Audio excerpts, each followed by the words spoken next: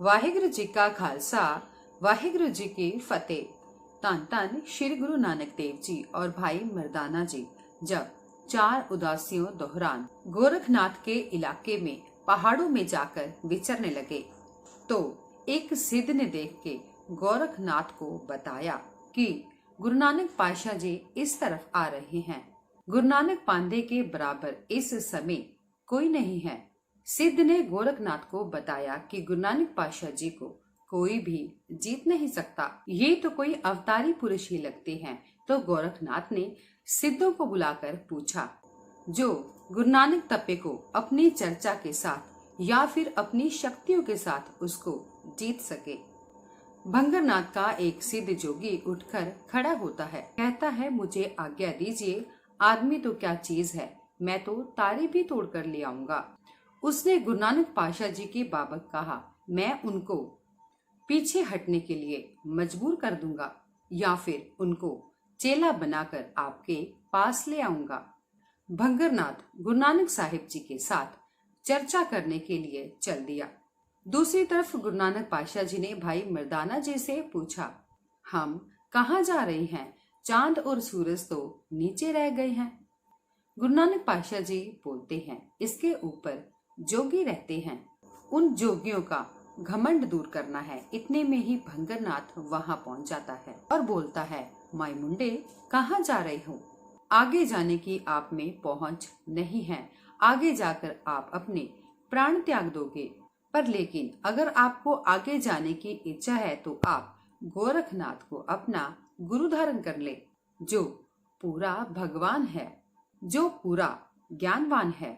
और बोलता है, अगर आप बचना चाहते हैं तो दोनों में से एक बात मान लीजिए। गुरु नानक पातशाह जी कहते हैं, हमारी तृष्णा माई है, जिसका हम सिर काट कर आए हैं। दुख तो उनको होता है जो अपने रास्ते से भटक जाते हैं। तुम्हारा गोरख गुरु भी देखा है, जिसने लंबी उम्र करके व्यर्थ के झगड़े डाल रखे हैं। यह सुनकर भंगरनाथ अलोप होकर गोरखनाथ के पास पहुंच जाता है।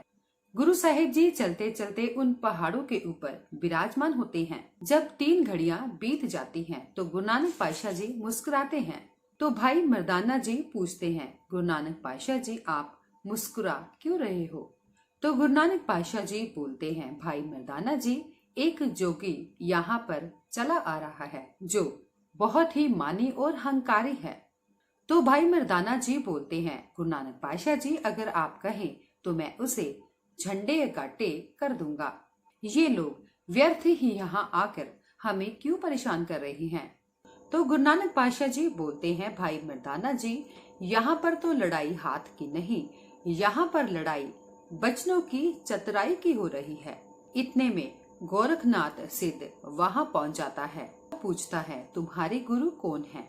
गुरु नानक पातशाह जी कहते हैं, नाम के साथ हमारी देह पवित्र हो गई है। इंसान वो होता है जो तुम्हारे जैसे भटकता रहता है। वहीं गोरखनाथ बोलता है, योग के साथ मैंने रिद्धियां सिद्धियां हासिल कर रखी हैं, सबके ऊपर मेरा हुक्म चलता है, आप भी योग धारण कर ले। गुरु नानक पातशाह जी बोलते हैं, जिसने सब कुछ त्याग दिया हो उसको शरीर को स्थिर रखने की क्या जरूरत है, और हमें लोगों के ऊपर हुक्म चलाने की भी कोई जरूरत नहीं है। जब गोरखनाथ की तरफ से गुरु नानक पातशाह जी पर सारी की हुई कोशिश नाकामयाब रही, अपनी शक्ति के साथ जिस पत्थर के ऊपर गुरु नानक पातशाह जी विराजमान थे, उस पत्थर को हवा में उड़ाने की बहुत कोशिश की, लेकिन गोरखनाथ की शक्ति गुरु नानक पातशाह जी के ऊपर भोरा भी असर न की। गोरखनाथ की समझ में पड़ गया कि गुरु नानक पातशाह जी एक अवतारी पुरुष हैं। तो गोरखनाथ दोनों हाथ जोड़कर अपने किए की गुरु नानक पातशाह जी से माफी मांगता है और कहता है, आप तो बहुत ही अवतारी पुरुष हो, मुझे क्षमा कर दीजिए। गुरु नानक पातशाह जी गोरखनाथ सिद्ध को माफ करते हैं और उपदेश देते हैं, करतार की दी हुई शक्तियों की कभी भी गलत वर्तों नहीं करनी चाहिए। रिद्धि सिद्धियों को त्याग कर उस सच्चे अकाल पुरख की भक्ति करनी चाहिए। गुरु नानक पातशाह जी उसे यह उपदेश देकर अपनी अगली यात्रा के लिए चल पड़ते हैं। इसके साथ मुझे दीजिए इजाजत। आज के लिए इतना ही।